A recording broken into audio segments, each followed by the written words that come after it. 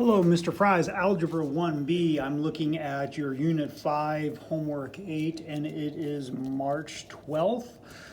And I'm going to go through the odd ones. I do want to show you one fresh, one of the even ones, a couple of them, in fact, while I work it out, because I know these are already done, and I want to show you the process. So for number one, we already have this in slope-intercept form. Remember, slope-intercept form is when the y is on one side of the equation. And I'm talking about equations. It's going to be the same for inequalities. Mx plus b, y equals mx plus b, where this is the slope and this is the y-intercept, where we're going to put our first point.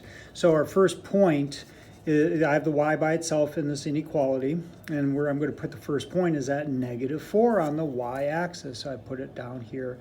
Here's where I start counting the origin, and I go down on the y-axis 4 because it's -4. I put my point there. If it was +4, I'd go up here, remember.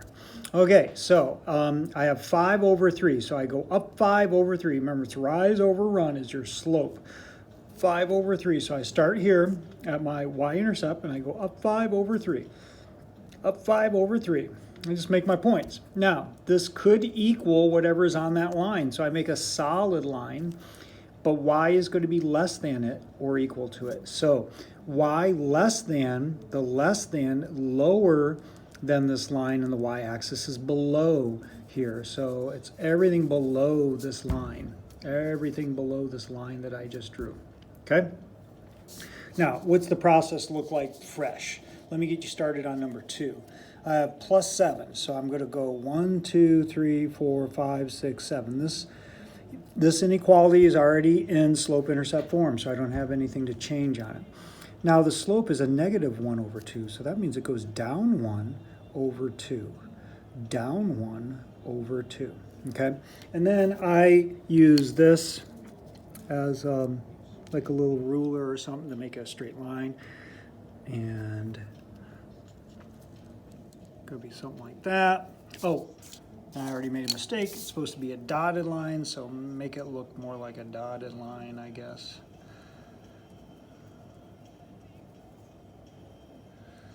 Because it can't equal what's on that line. Can't equal what's on that line, so it should be a dotted line.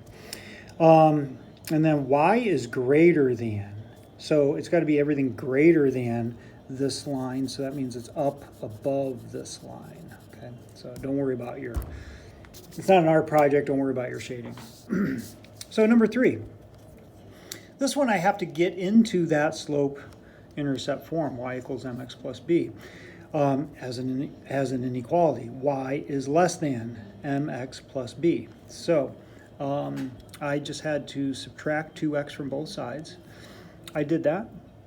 My y-intercept is +1, and the slope is -2. So that means I go down 2/1. Down 2/1. Down 2/1. I get a few points, and then I lay a straight edge on there, or just, dotted line to make it look as close as possible going through that y-intercept. Y is going to be less than this line that I just drew. So where is y less than? The y-axis less than, it's below the line.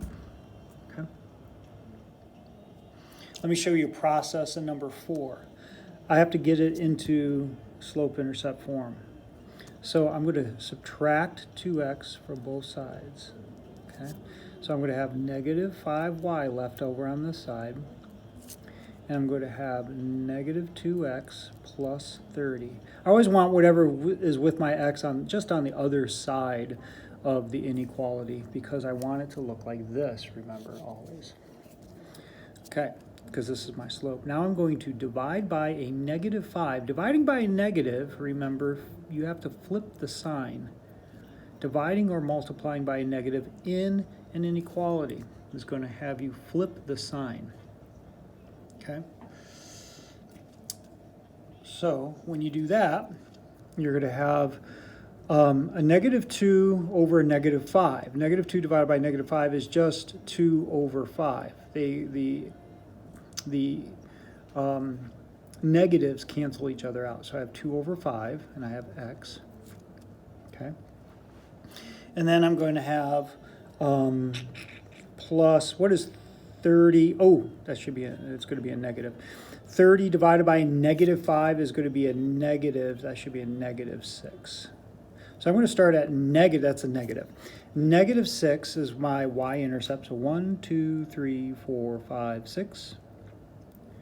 And my slope is up 2 over 5. Up 2 over 1, 2, 3, 4, 5. Okay, this is going to be a solid line, so I'm just going to make it, kind of eyeball it like that. And y is less than, so it's going to be y less than, so less than is going to be down below this line. So that's the process. Let's take a look at number 5. Okay, number 5, I have to get y by itself, so I'm going to subtract an x from both sides, and I did that here. So I have negative x plus 5. I don't want to know what negative y is greater than. I want to know what regular y is. So I'm going to multiply everything by a negative 1. By doing that, I have to flip the sign. Remember what I just said for number 4. Multiplying or dividing by a negative in an inequality, you're going to have to flip the sign. So I have now y is less than x minus 5.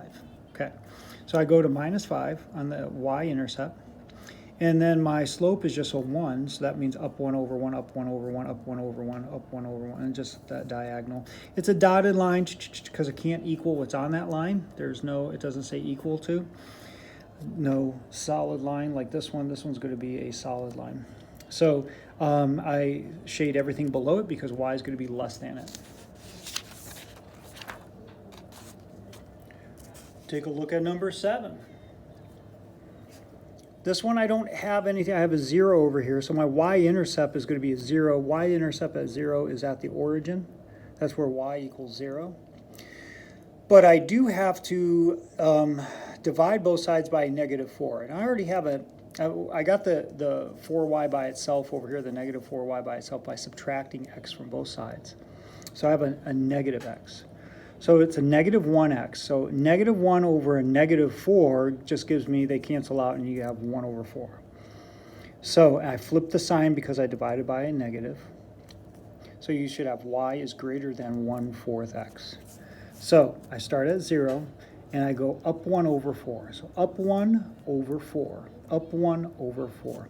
It's a dotted line. I just make it dotted, and y is greater than everything. Okay, this one you have to change around quite a bit. I subtract 5x from both sides. That's the first step. Then I divide everything by a negative 4. Dividing by a negative makes me flip the sign. And now I have 5 over 4 because a negative 5 over a negative 4 is just going to change to a, you know, the negatives are going to cancel out, and you're going to have a positive. 2 negatives make a positive. So we have 5 over 4x. And then minus 7. 28 divided by a negative 4 is a negative 7. Or I have minus 7 now. So I go down to negative 7 on the y-axis. Then I go up 5 over 4, up 5 over 4. I make a line, make it solid because it could equal it, because this is less than or equal to now. And y is less than this line, so it's below this line. And then for number 11, taking a look at number 11, x is going to be greater than negative 6. So I go on the x-axis, I go to negative 6. And we want all of our x values to be greater than negative 6. So you're just thinking of x right now. So you make a vertical line. This is going to be undefined, what's called undefined. Okay. And it's a dotted line because it is just greater than, there's no little line underneath that, no solid line, so it's a dotted line. So x is everything greater than 6. Okay, so any point you pick on here, any point is going to be with an x value greater than negative 6. Let me help you out with number 12. This is where y is less than or equal to 1. So you go find y, go to 1, put a point there, okay, and it could equal it, so you're gonna have a solid line where y is 1 all the time, and y is less than this. So it's everything below this line. Don't worry about your shading. It's not an art project. Okay, and so this would be called no slope. Notice the difference between no slope, horizontal, and undefined, vertical. Okay, hopefully this helps, and good luck on those other even ones. Work on those. Don't worry about making mistakes. If you do so, correct them, and you're learning.